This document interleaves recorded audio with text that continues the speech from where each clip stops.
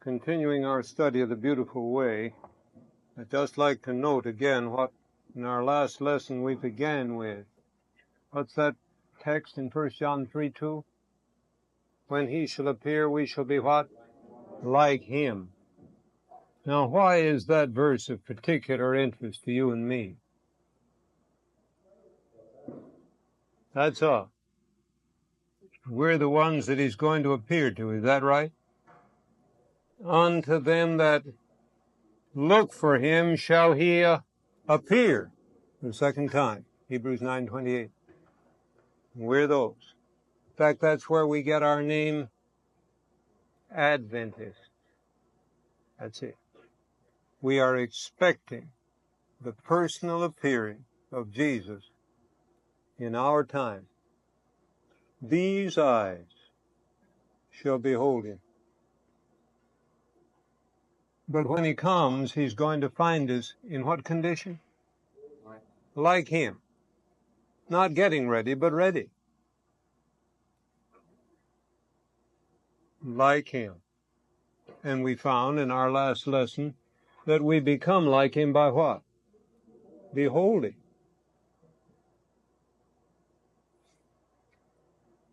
And so we're going to behold. We're going to look at that beautiful life. And oh, what a beautiful life his is. Now, as we noted, will the world at large see or recognize or acknowledge that beauty? No. Oh, that's a sad thing. That was what caused Jesus to weep those tears at the brow of Olivet. It broke his heart, dear friend. It broke his heart that he had come with the beautiful life of heaven brought down to this world. Lived as men could live it. But men didn't want it. Only a few.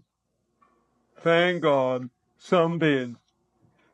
John said the life was manifested, and we beheld it, and we declare unto you that eternal life. Oh, friends, I pray that God will fill our hearts with the beauty of his wonderful life. Now, we found in our last lesson that beauty is to be represented in every phase of our life. We went through that list of 10 things. And as I said in the lesson, that's just by way of introduction, illustration. It's to extend to everything. And remember, when it comes down to the details, there are going to be differences in viewpoint about things. If you were asked to name your favorite flower, some of you here would say a rose. Am I right? Some would say a carnation. Some would say a sweet pea. And I don't know, there might be somebody queer enough to say some flower that all the rest would smile at, but they'd have some reason for it in their minds. Anything wrong with that? No, that's all right. It's all right. But wouldn't it be a shame, friends, if anybody would say, my favorite plant is the bramble? I just love to collect thorns. Other people have a stamp collection or a shell collection or a pressed butterfly collection. But my hobby is collecting thorns, thistles, brambles. I've gathered the thorns from the locust and the thistles and these sawbriars. In fact, I have a whole room full at home of them. That would be strange, wouldn't it? That'd be missing what? Beauty. Yeah. Beauty. Beauty. Well, so there's room for different views of beauty, but we want to be sure that we are lining up with heaven's ideas of beauty. Now, in this class, really our purpose is to find out what is beautiful. I want you to stop and think about that a minute. If what we have studied already is so, then most people don't know what beautiful is. Because when Jesus came, they saw in him what? No beauty. But you and I say he's the one altogether lovely. Now, if the Christian says he's all beautiful, and the world says there's no beauty in him, obviously they're using different yardsticks, aren't they? How foolish it would be, then, to look to the world to tell us what beauty is. In dress, in music, in literature, in manners, in anything. Now, when I say that, I don't mean to imply that there is no beauty or no beauty appreciation in the world until probation closes and the time of trouble comes. There will be in this world a mixture of good and evil, truth and error, and a certain appreciation of true beauty, all mixed up, like a soup made of soybeans and pork fat, all mixed up together, you understand. And the person that says to you, I see this is fine, it has soybeans in it, says so on the label. You still say yes, but there's something else in there. Oh, well, you're just too strict. You're just too careful. You see, that was the problem back there in the Garden of Eden. The Lord insisted that the way of beauty and of life was to take only the good. But Lucifer was very liberal. He suggested that the way to really know things and enjoy things and appreciate things was not to be so narrow. He suggested that the way was to include in the bill of fare another tree. What was the name of that? Tree of the knowledge of good and evil. Was it all evil? No, it was the mixture. It was the mixture. So you and I'll have to be wary of that today. As we study the beautiful way, which do we want? The tree of life or the tree of knowledge of good and evil? Was there some beauty in that tree of knowledge of good and evil? Was it pleasant to the eyes? Yeah. Beautiful fruit. But our friends, there were some things about it that God said, now, don't take that. I have something better for you. And it's that something better we want. By the way, friends, I want to ask you, as we were studying there in that last hour's study, how many of you really believe that the beauty of Jesus is what you would like to have and to be? May I see your hand? Have you settled that? All right. I'd like to ask you another question. You don't need to raise your hands on this. We had in our last lesson. Do you think you'd have to change any to be like that? Do you? Would you be willing? And would you be willing, no matter what it costs?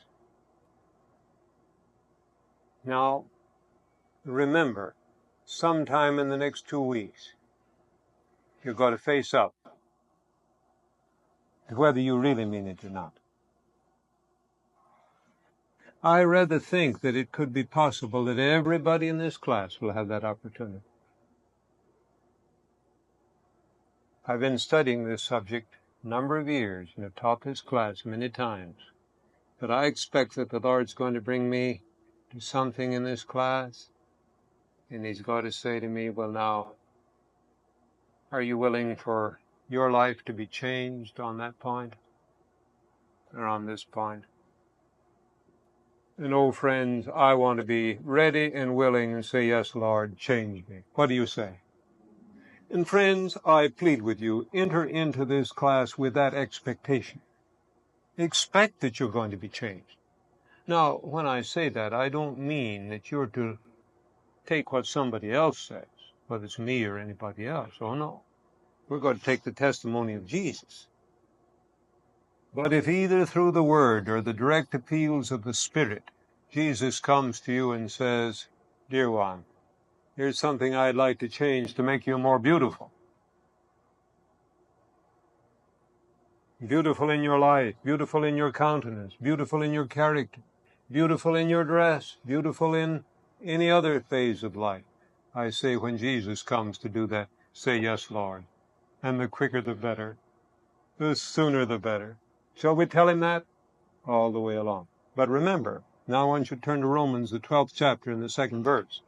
I want you to see how God does this. You know, there are many people, they would like the dear Lord to just strap them down on the operating table and give them an anesthetic and go at the surgery. And they'd be willing to sign the release, you understand. But that isn't God's way of doing it. The only time God ever did anything like that was in the Garden of Eden, and we're not in Eden. Romans, the 12th chapter, and the 2nd verse. Now look at that text and tell me, how does God intend that we shall be transformed? That word means changed, of course. How? By the renewing of our mind. Then before your life is changed, what must be changed? Before your dress is changed, what must be changed? Before your diet is changed, what must be changed? Before your music is changed, what must be changed? Your mind. Do you know that's the hardest thing in the world to change? Do you know it's hard to change your mind even when you want to? And if you don't want to, it's well nigh impossible.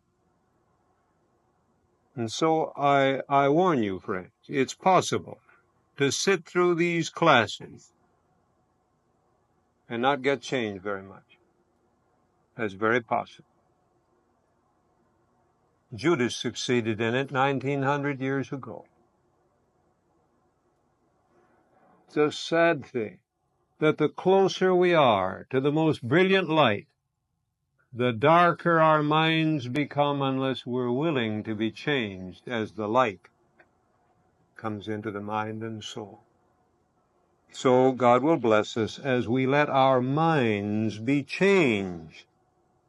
We're to be transformed through the renewing of our minds.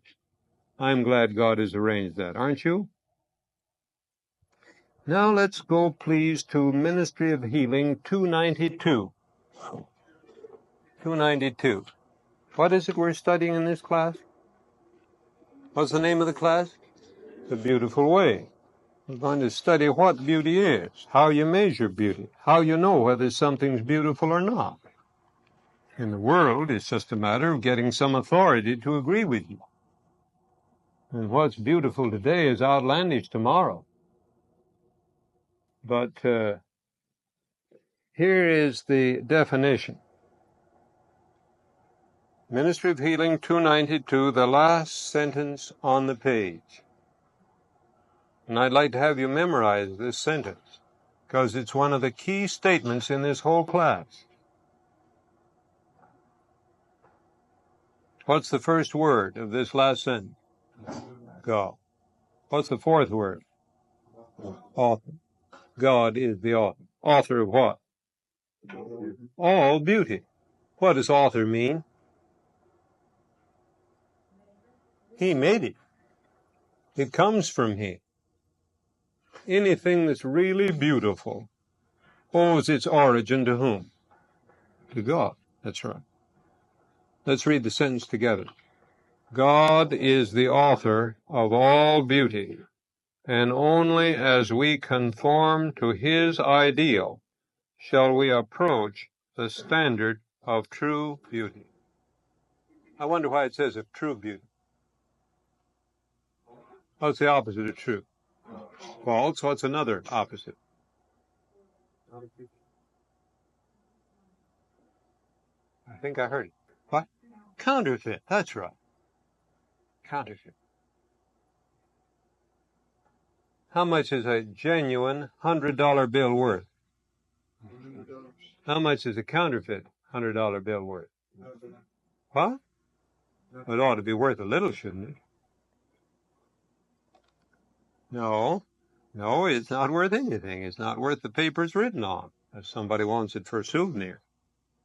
God is the author of all beauty, and only as we conform to his ideal shall we approach the standard of what? True beauty. All right. Shall we accept that then as a principle, whether it's in diet, dress, music, reading, manners, anything, everything, our homes, furniture, our lives? The way we're going to find out what is beautiful is to ask who? God. We're going to listen to what he says, and if he says this is beautiful, we'll say this is beautiful. And if he says, no, that isn't pretty, we'll say, no, that isn't pretty. Isn't that the way a child learns? Yeah. The father and mother says, this is A, and what does the child say? A. That's the way we all learn. Some parent or teacher said this is A. And really, unless we had accepted it, you know where we'd have been. We'd have been stuck right there. So we'll accept what Jesus says about beauty, and we'll find that there are various principles that enter into it. Let's go now to Ecclesiastes, the 3rd chapter.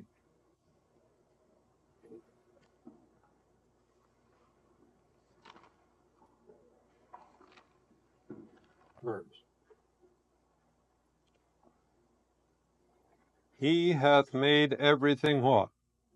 Beautiful. It says in his time. That means in its time. And that's quoted that way from the Revised Version in the book Education, page 198. Notice that, please. Turn to it in the book Education, 198.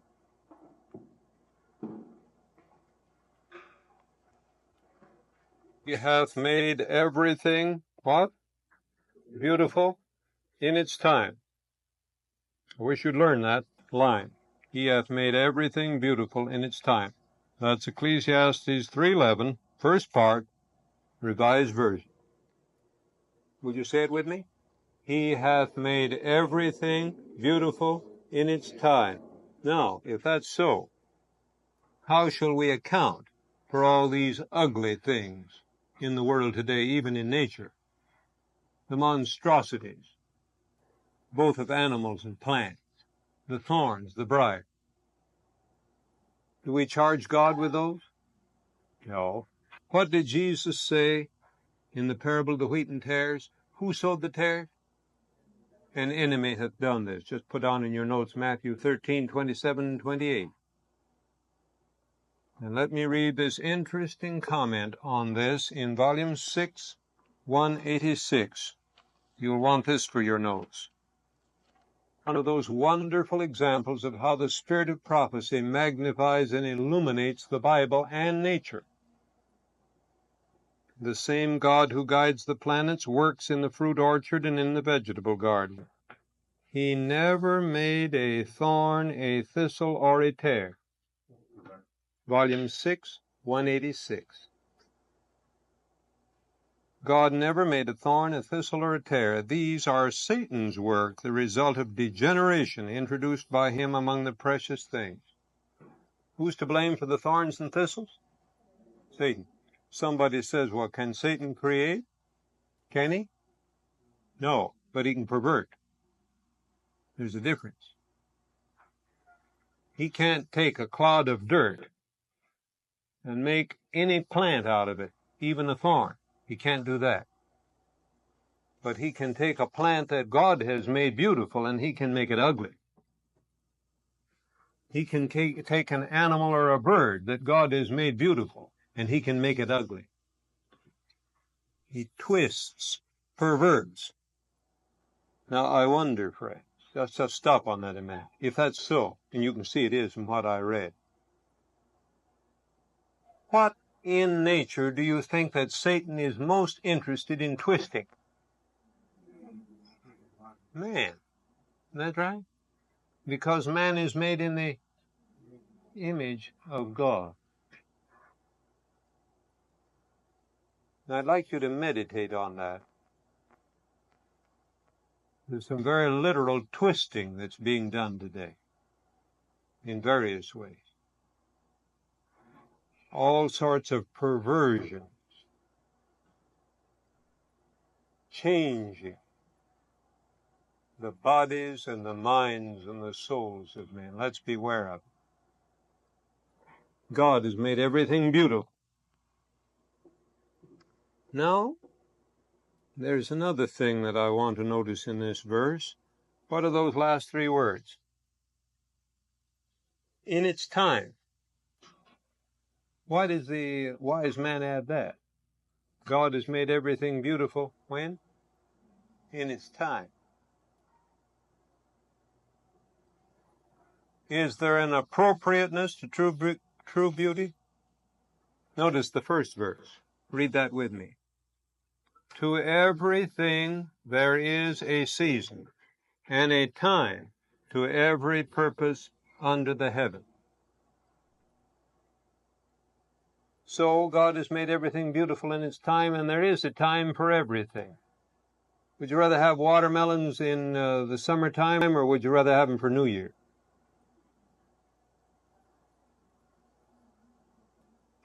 What about it? Personally, I'm very glad the Lord made the watermelons to come along in the summertime. That suits me fine, does it you? But you know, some people go to great lengths to have something way out of season. Now, I'm not criticizing that, but I think we do well to encourage in ourselves an appreciation of God's seasonal gifts.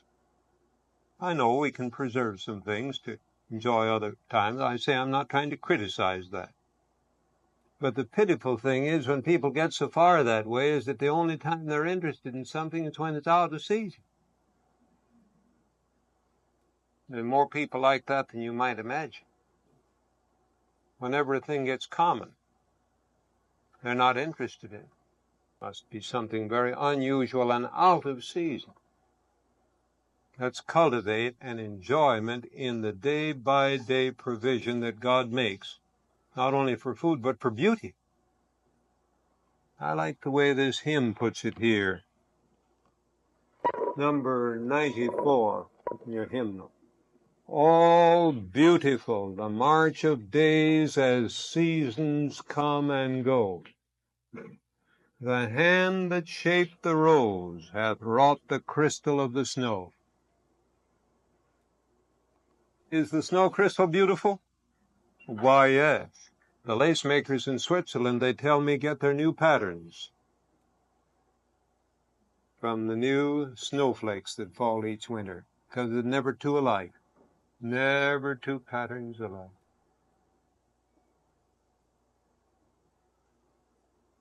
But we don't go out in that snowstorm and look for roses, do we? No. All beautiful, the march of days as seasons come and go. The hand that shaped the rose hath wrought the crystal of the snow. Let's enjoy the snow in the winter. What do you say? Let's enjoy the flowers in the springtime. Let us cultivate an enjoyment of the beauty that God provides, each in its proper place and each in its proper time. To everything there is a season and a time to every purpose under the heaven. And this introduces the first principle of beauty we want to study this afternoon. That is the principle of order. Order. The right thing at the right time in the right place.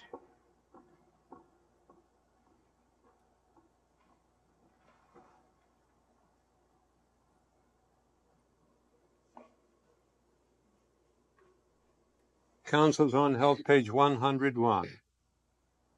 Order is heaven's first law. Will you say that with me?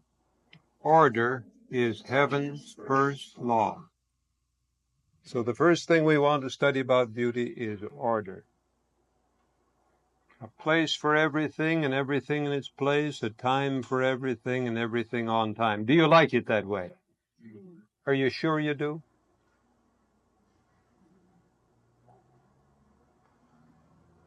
Now just be honest. What's your idea of a good time?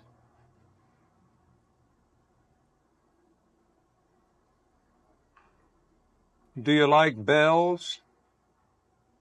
Do you like a regular time for meals? Is your idea of a vacation a time when you just eat any old time and sleep any old time and just have everything topsy-turvy? What is your idea of a good time anyway? I think there's some people that are so allergic to order that if they knew that things in heaven were really going to be orderly, they're not sure they'd want to go. They wouldn't want to be tied down to any program or schedule. One man told me, he said, I don't have any clock in my stomach. I just eat whenever I feel like it.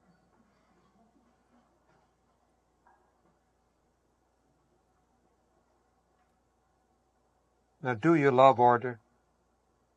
Do you really?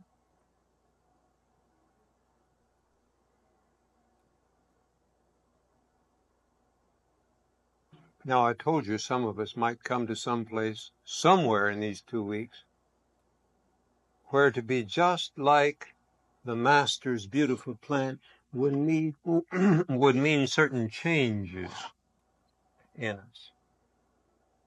And this might touch somebody here. Order. To love it.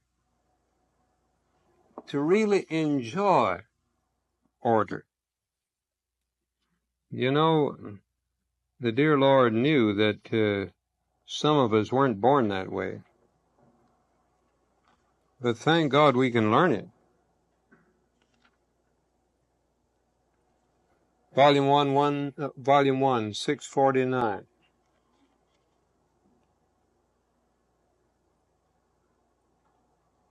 Ministers should love order.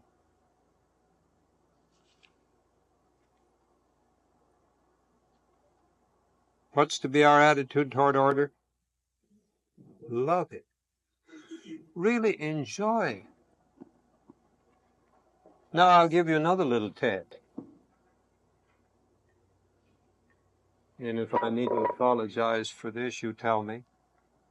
Do you love to sit in meeting where those in charge of the meeting would like to have you sit? I'm not talking about this afternoon. I think we're all doing very fine. But what do you think about when you go into a meeting place?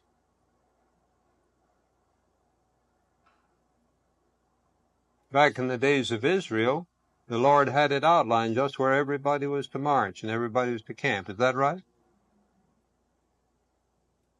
Was there a young man once back there that didn't like where his assignment was? Before he got through, he lost his life over it. If you don't remember that, look it up. It's quite interesting.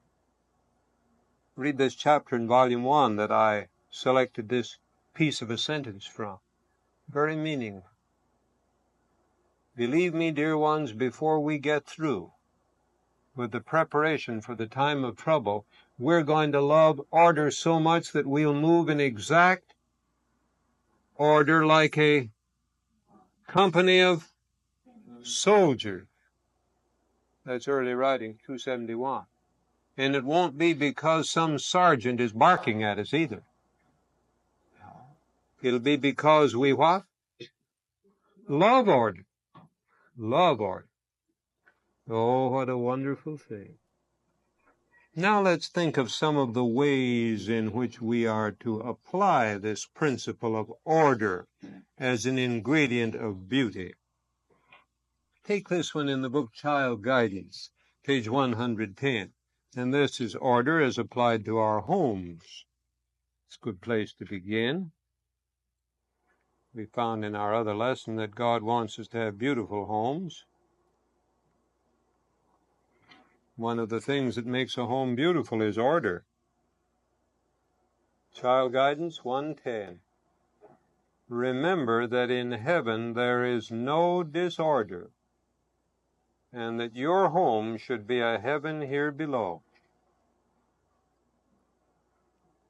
Isn't that nice?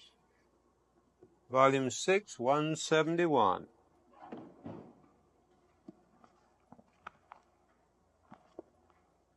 Now this is written to students, but I hope we're all students.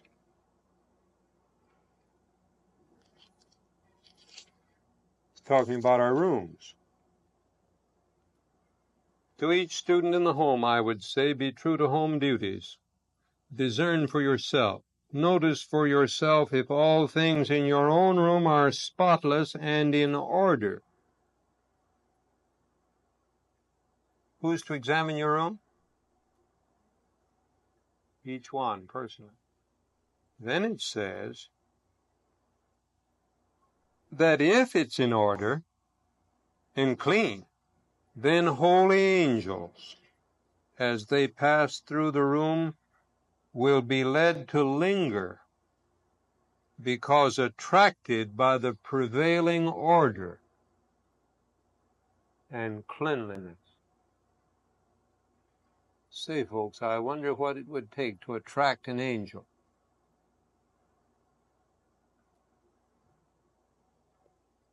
A friend of mine was telling about her little boy, just a little toddler. One Friday afternoon, his mother had him straightening up his playroom, cleaning up his room, getting ready for Sabbath. I guess she talked to him about the angels. When she asked him if everything was ready, he says, yes, except some things over behind the bed that the angels will never notice. Well, he had the idea, but he didn't have all of it, did he? This is quite an ideal, isn't it? I don't know whether any of us, if I should stop right at this point, would say we had arrived on this point. But can we keep moving toward it? Can we say, dear Jesus, help me to have a room in a home that's in order, so that when the angels come, they'll say, oh, let's stay here a while. This is so much like heaven. Everything in order. And what is order? A place for everything, and everything in its place, and a time for everything, and everything on time. Why, yes. Child Guidance, page 101.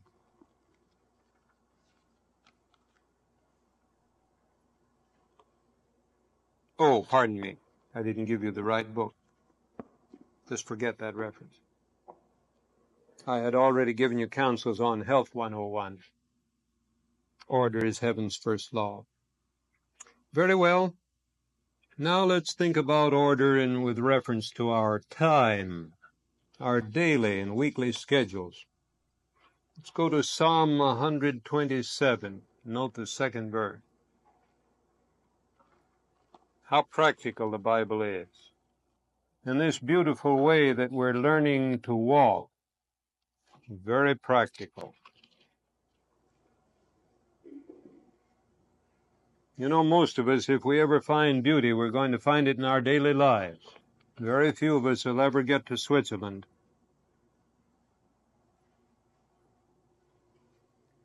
God wants to walk with us and have us walk with Him the beautiful way day by day. Psalm 127:2.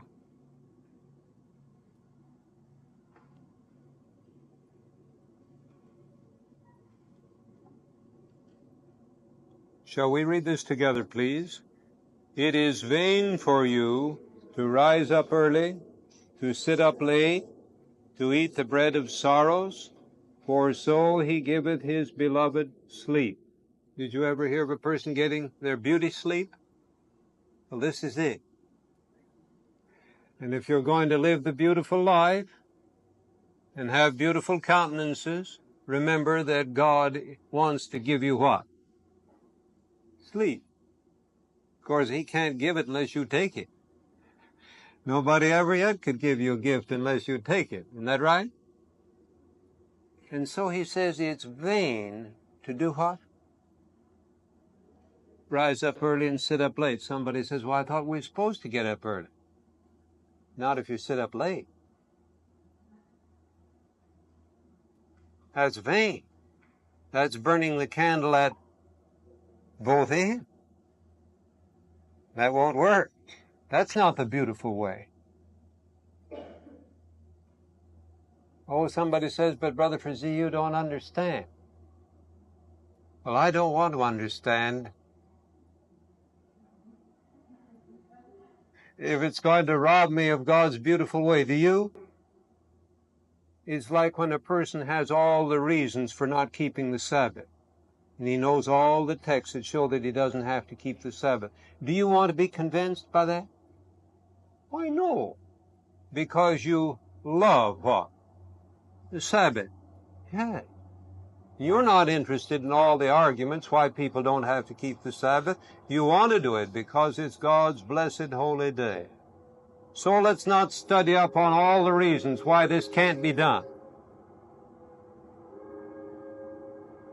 By the way, why do you suppose the Lord made part of the day dark and part light?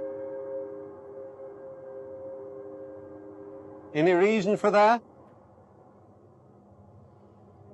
Well, you remember what David says here, man goeth forth to his labor until when? You remember that? Of course, that's hopelessly out of date now. But anyway, in David's time, man goeth forth to his labor until the evening. Till the evening. And the Lord wants us, when the evening comes, to have our evening worship, our personal devotion, to do the other things that belong to the evening hour. And then what does this verse say that He's given us? Sleep. It's all right to get up early if we go to bed early. Jesus rose early. All right? Somebody says, I don't think I have enough time. Ministry of Healing, 208. You have your Ministry of Healing, turn to that. This is one of the most comforting or one of the most discouraging statements in all the spirit of prophecy. It just depends on which end of it you pick up. A hoe is very helpful if you pick it up by the handle, but if you insist on picking it up by the sharp end, you won't be able to do much with it and you may get hurt. And this statement that we're about to read will hurt you if you pick it up by the wrong end. If you pick it up by the right end, it'll give you a world of encouragement. Ministry of Healing 208, the third sentence.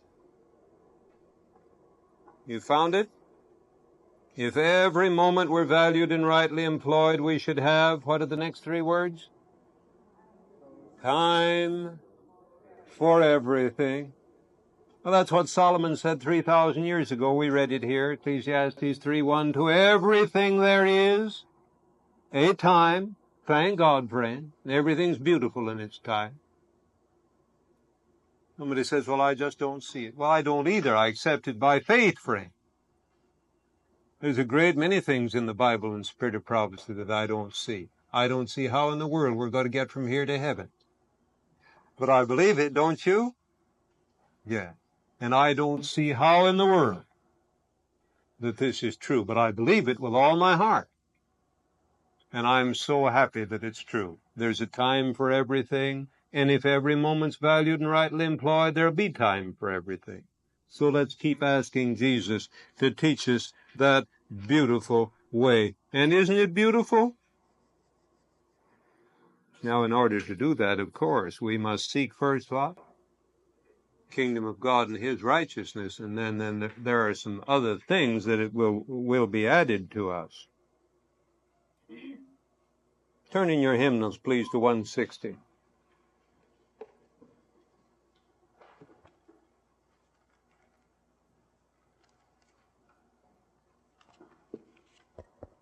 Do you all have it now? 116? Will you read with me that first beautiful stanza? Dear Lord and Father of mankind, forgive our feverish ways. Reclothe us in our rightful mind. In purer lives thy service find. In deeper reverence pray. And then notice that fourth stanza. Drop thy still dews of quietness, till all our strivings cease. Take from our souls the strain and stress, and let our ordered lives, our what? Our ordered lives confess what? The beauty of thy peace. Oh, let indeed our ordered lives confess the beauty of his peace. Shall we seek to enter into that, friend? Now let me be very frank with you. We're going to have to miss a lot of things to do it. I missed a dozen breakfasts right here on this place this morning, but I got one. And that was all I needed, wasn't it? To think of all I missed. Do you know the thing that's killing thousands of people today? They're trying to keep up with so much. There never was a time in all history when so many people were trying to keep up with so many things. And aside from all the trash and the filth in radio and TV, we have that race, that rush on the part of many people to keep up with what's going on in Tokyo and Hong Kong, in Bombay and Calcutta, in Rome, in London, in Paris, in New York, in San Francisco, and 100 other places. Keep up. Did you hear what's happened? No, I didn't hear it. You didn't. Men's hearts failing them for fear and for looking. For looking. It's killing them off, friends. The things they're looking at and listening to. It's just a race, a rush. Well, Jesus says, come apart and rest of all. Come apart and rest of all. Not like everything else. You can get too much of it. I doubt very much if there are many people here that are getting too much sleep. Could happen. There's some verses to read on that. We may come to them presently. But remember, this is a part of beauty. Order. Order. A time for everything and everything on time. Place for everything, everything in its place. Exodus 28:2. Here's something else we're to apply this principle of beauty and order in beauty to. Exodus 28:2.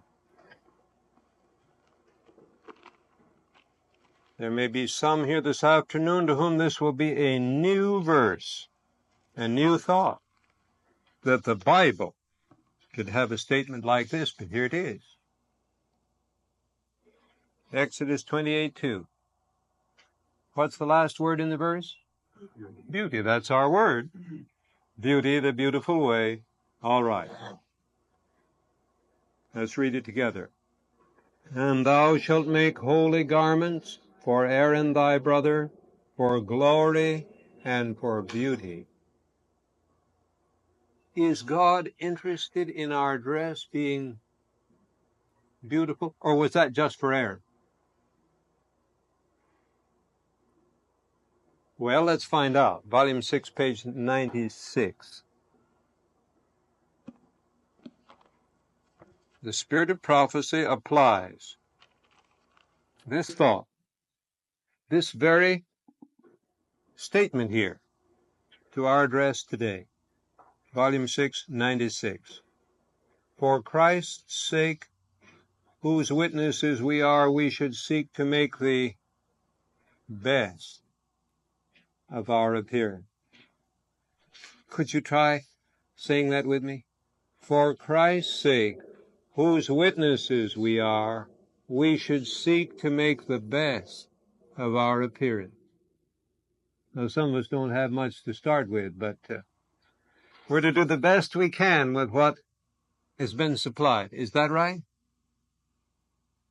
And one of the great things in dress is this matter of order. order, appropriateness. Look at volume 1, or put down in your notes, volume 1, 275.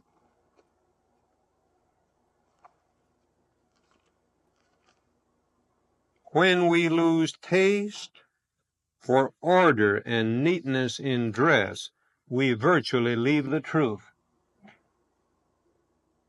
For the truth never degrades but elevates.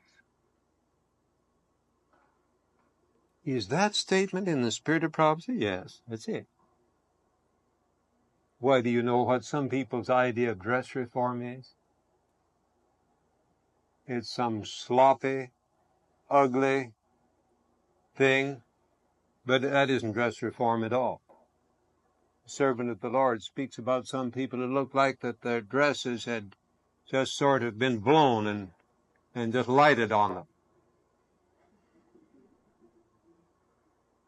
No arrangement, no order, no fit. So part of the beautiful way is to have dress that expresses what? Order. Appropriate. What about music? Messages to Young People 296 says music should have beauty, pathos, and power. Don't we love beautiful music? It's one of the great things we think about when we think of beauty, isn't it? Is music. But is there order in good music? That's one of the things about much of the modern, I was about to say music, that isn't the right word for it, noise. It pays no attention whatever to order. It disregards utterly the proper laws of harmony and rhythm.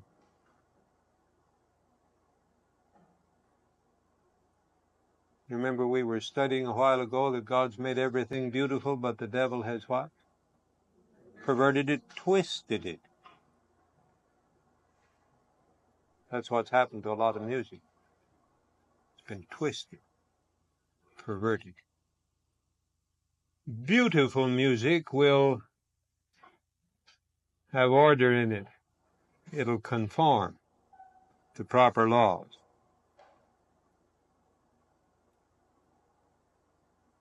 The angels are that way.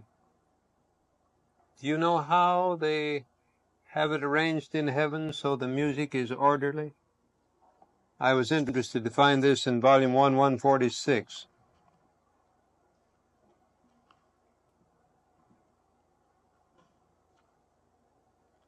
I have been shown the order, the perfect order of heaven, and have been enraptured as I listen to the perfect music there. There is one angel who always leads, who first touches the harp and strikes the note, then all join in the rich, perfect music of heaven. So in some things it takes organization to get heavenly order, is that right? And that leads me to the next point of beauty in order, and that is in the church. Turn to 1 Corinthians, the 14th chapter, please.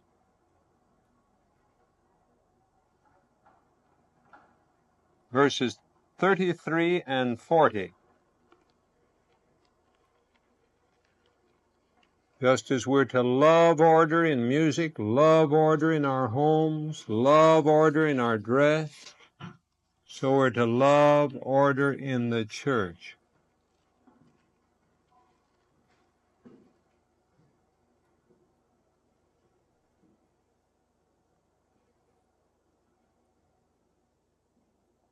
What does the 33rd verse say God is not the author of? Confusion. 40th verse, let all things be done decently and in order. So let us cooperate with the Lord and with the Lord's delegated agencies as they seek to make the church a place of order. volume 5, 491.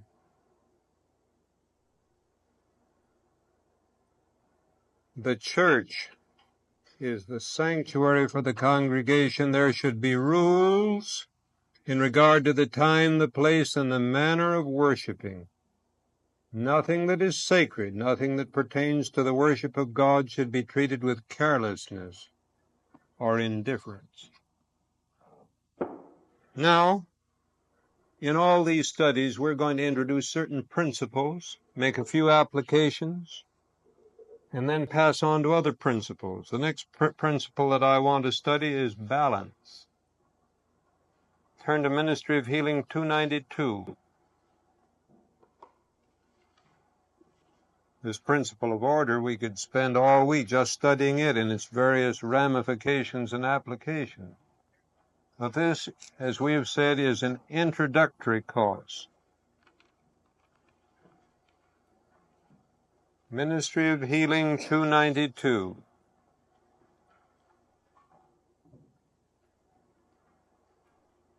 The second sentence in the last paragraph.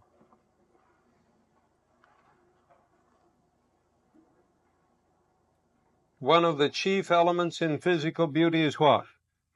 Symmetry, the harmonious proportion of parts. How would you like to have one ear that was twice as big as your other ear? Be stunning, wouldn't it? I don't doubt you'd attract some attention. Just let me tell you, friends, there's some people who would give $1,000 if they could get an ear that was one twice as big as the other. They're doing things just as silly, just as outlandish, if they can.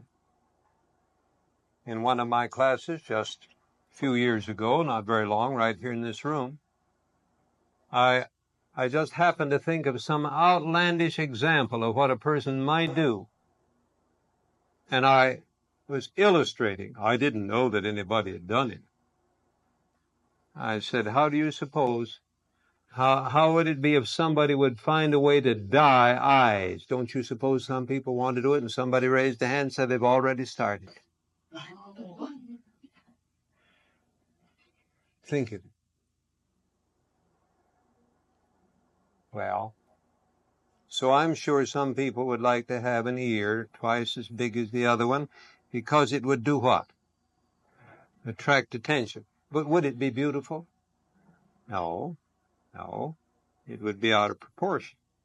There'd be no symmetry there. Now, that isn't to say that the only kind of symmetry is where there's always just as much on this side as the other of everything that's done. We're not trying to go into all the different possible ways of having balance. It's formal and informal balance. And we have instruction in the spirit of prophecy on studying nature for variety. But there is such a thing as imbalance. And this points out the fact that the trouble with some of the fashions of the world is that they throw the body out of balance. Can you think of one fashion? It's quite common today that throws the body very literally out of balance. What is it? High heels. That's exactly what it does. Throws it out of balance. Now, is that beautiful? Well, it couldn't be. Oh, but somebody says you've got a closed mind. That's right. We have closed minds. We have closed minds. Would it have been a good thing if our mother Eve had had a closed mind when she heard that serpent talk? That's right. When God says something, that ought to close our mind to considering something that contradicts what he says. Now, it's all right to have an open mind to what God said. There's plenty to investigate. But we should never investigate that which contradicts God's way and God's program. And when God made the human body, he made it beautiful and symmetrical.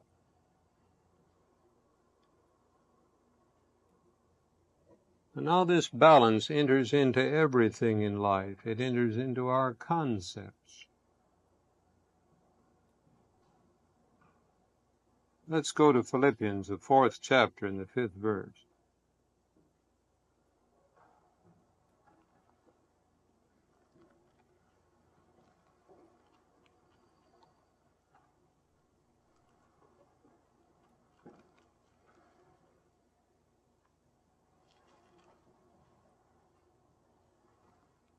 Philippians 4:5. What does it say? Let your moderation be known unto all men, the Lord is at hand. So this is written to Adventists, expecting Jesus to come right away. Now, do you know the first thing that has to happen in order for your moderation to be known to all men? Well, you have to have some. That's right. And then you're not to hide it, you're to what? Let it be known. Now, we may have to bear the burden sometimes of having the reputation of being extremists, but we should never glory in it. We ought to cultivate everything which will help us to be known as what? According to this? Moderate. Moderate. In other words, the place to be is in which part of the road? The middle of the road. Of course, we want to be sure to be in the right road. I'd hate to be in the middle of the downward road, wouldn't you? Or any place in it. But on the narrow road. And the narrower the road is, the more important it is to be where? In the middle. Oh, I pray that God will help us in this class and in our lives to keep from extreme.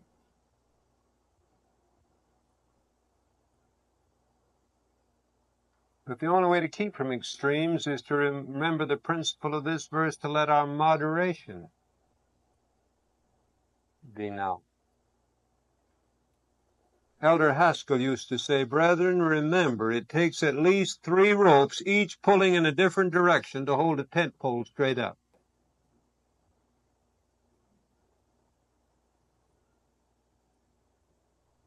How many of you ever helped pitch a tent? Not many of you. I've helped pitch many a one. And when we're pitching a tent, it calls for those 3 ropes while I'm on 1 rope.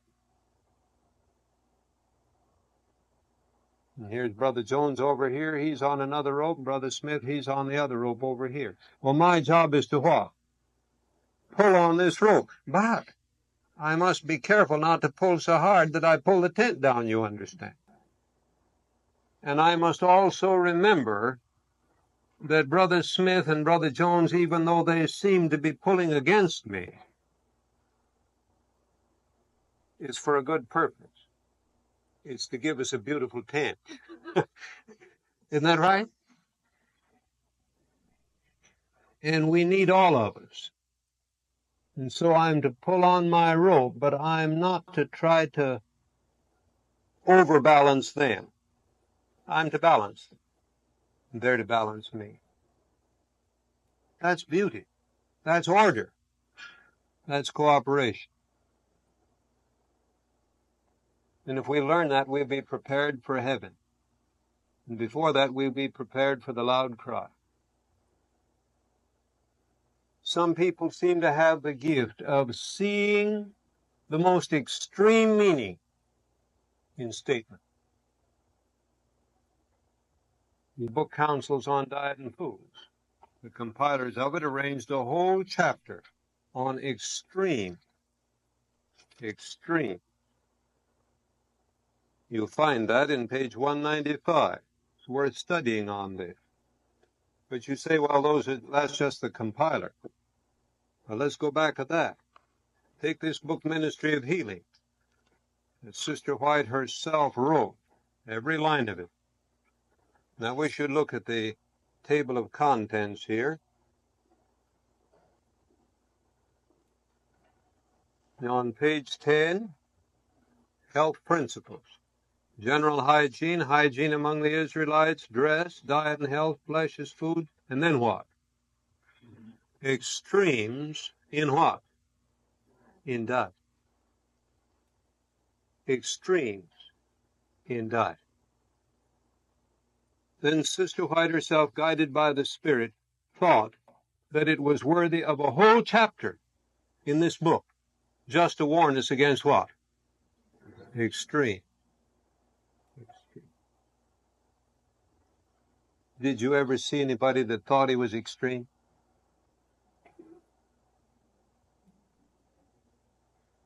It could happen, I suppose, but not very often. We need these books and we need one another to balance us, brothers. We need to be willing to be balanced. Now, there's an example over here in the book of Proverbs that I want to use on this. Some of you have heard me use this before. Let's turn first to Proverbs 25:27.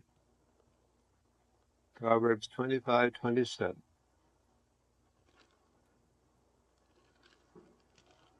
I want you to see an example of how people can go to extreme. And they can quote the Bible and do it too. Proverbs 25:27. It is not good to do what? To eat much honey. Well, I get to looking at that and I say, well, now it isn't good to eat much honey. Probably be better if I didn't eat any at all. Then I'll be safe. But is that what it said? No. No. Here's somebody else. The one they like is Proverbs 24:13. Proverbs 24:13. What's that say? My son, eat thou honey, because it is good. And you know, I can take that and take the extreme meaning of it, and you know what I can say? I can get up and tell an audience. I heard somebody do this on another text just like it. I won't tell you which one it was, but it's the same wording. My son, eat thou honey, because it is good. I can say there's a command.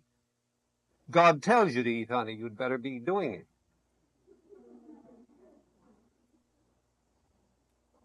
My son, eat thou honey, because it is good.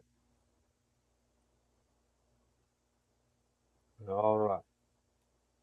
Well, now, but the other fella, he says, well, yes, but this text over here says it isn't good to eat much honey. I don't think I'll eat it. Now, some of you know this other text I like to put with it, and that's the 25th chapter and the 16th verse.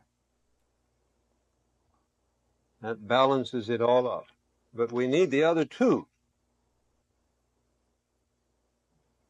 How much honey shall you eat? Sufficient. And if you eat too much, something may happen. Even warns about that.